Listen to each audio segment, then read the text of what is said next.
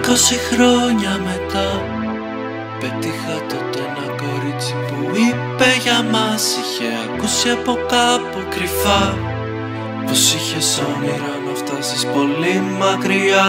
Ήταν εψιλονή τα αρχικά και σου είπα χάρηκα και βγήκαμε έξω από το κλαμπ και γνωριστήκαμε στα ξαφνικά. Και μου είπες ψέματα πως ήσουν 19.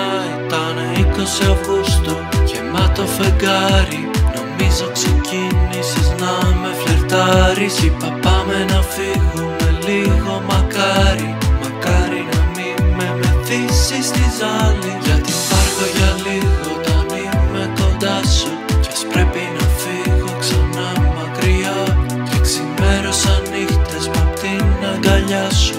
Δεν έμεινε τίποτα κι όλα πονάν.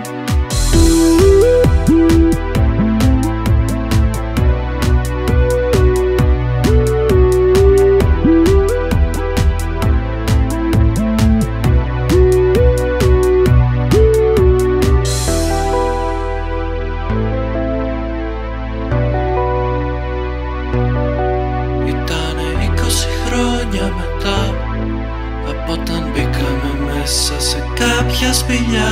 Ήτανε όλα πολύ μαγικά και τότε ένιωσα μέσα μου πως μ' αγαπάς. Ήταν δυο πράσινα μάτια που μοιάζαν με κύμα και μ' άρεσε τόσο αυτά να με πνίγαν. Σαν τα πράσινα φώτα του Gatsby το σήμα. Περίμενα τόσο να γίνει ένα βήμα και θυμήθηκα εκείνη τη νύχτα στο φάρο. Σε όποιο λιμάνι μαζί σου σαλπάρω. Ήταν 20 χρόνια, μπορεί παραπάνω.